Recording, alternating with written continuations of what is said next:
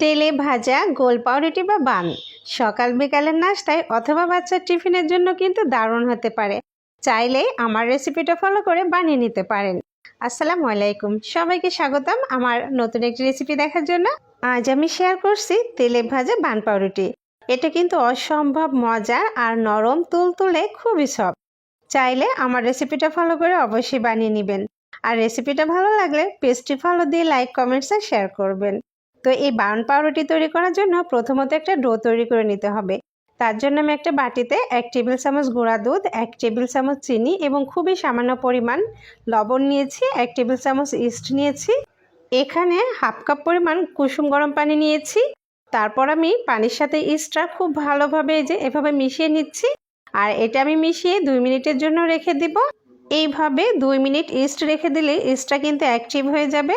আর আমার ইস্টটা দেখুন একদমই অ্যাক্টিভ হয়ে গেছে। আর এ পর্যায়ে আমি এখন এর ভিতরে অ্যাড করে দিচ্ছি 1 কাপ পরিমাণ ময়দা। আপনি এখানে আটাটাও দিতে পারেন, আমি ময়দা দিয়ে বানিয়ে দেখাচ্ছি। তারপরে একটা ডো তৈরি করে নেব আর পানির সাথে সমস্ত ময়দাটা মিশিয়ে নিলাম। একটু নরম হয়ে গেছে, তার জন্য আমি আরও কিছুটা ময়দা অ্যাড করে নিচ্ছি। এবার আমি হাত দিয়ে মথে খুব ভালো একটা ডো তৈরি করে নিচ্ছি। আর আমার ডোটা তৈরি হয়ে গেছে। আর এ পর্যায়ে আমি ঢাকনা দিয়ে ঢেকে ডোটা রেখে দেব, যেন বাইরে থেকে বাতাস প্রবেশ করতে না পারে। আর এটা আমি 1 ঘন্টার জন্য রেখে দেব। আর চেষ্টা করবেন অবশ্যই গরম জায়গায় এই ডোটা রাখার। তারপরে 1 ঘন্টা পর আমি ঢাকনাটা তুলে নিয়েছি। আর দেখুন ডোটা কিন্তু একদম ফুলে উঠেছে। তো এখন আমি ডোর ভিতর থেকে যে বাতাস থাকে বাতাসটা বের করে নিলাম। আর এখন আমি বাটি থেকে এটা তুলে নিচ্ছি। তারপর ডোটা আমি একটা পিঁড়ির উপরে রেখে দেব। তার জন্য আমি কিছুটা ময়দা ছড়িয়ে দিলাম। আর ময়দা ছড়িয়ে এভাবে ডোটা কিছুক্ষণ আমি একটু মথে নিচ্ছি। আর দেখুন জাস্ট কিছুক্ষণ মথে নেওয়ার পর আমি খুব সুন্দরভাবে গোল একটা শেপ দিয়ে নিচ্ছি।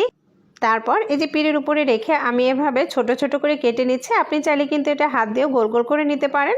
তারপর আমি একটা পিস এভাবে গোল গোল করে একদম বানের মতো রাউন্ড শেপ দিয়ে নিব। আর দেখুন ঠিক হাত দিয়ে এভাবে গোল করে করে পাকিয়ে নেবেন, তাহলে কিন্তু একদম গোল হবে। আর দেখুন এভাবে আমি করে নিচ্ছি। আর পিছন সাইডটা কিন্তু ঠিক এভাবে সুন্দর করে হাত দিয়ে চেপে চেপে একদম গোল করে নেবেন। আবার হাতের তালুতে দিয়ে ঠিক এভাবে একটু ঘুরিয়ে নিলেই কিন্তু একদম গোল হয়ে যাবে। আর এভাবে আমি সবগুলোই আমি একটি পাত্রে কিছুটা ময়দা ছাড়িয়ে তারপর বানগুলো দিয়ে দিলাম। আর বানগুলো দিয়ে এভাবে আমি ঢাকনা দিয়ে ঢেকে আরও 30 মিনিটের জন্য রেখে দেব।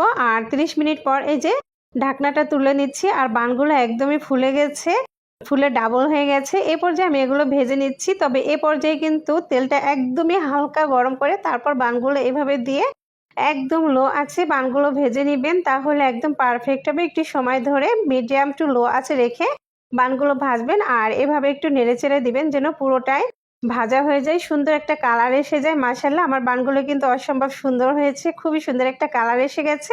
আর আমি এভাবে সবগুলো বান ভেজে নিব। আর দেখুন পরিবেশনের জন্য এখন তুলে নিচ্ছি। এটা কিন্তু অসম্ভব মজার একটি বান, চাইলে আপনি যখন তখন এটা বানিয়ে নিতে পারেন। আপনার বাচ্চা কিন্তু ভীষণ খুশি হয়ে যাবে। আর বাচ্চার টিফিনের জন্য একদম পারফেক্ট একটা রেসিপি।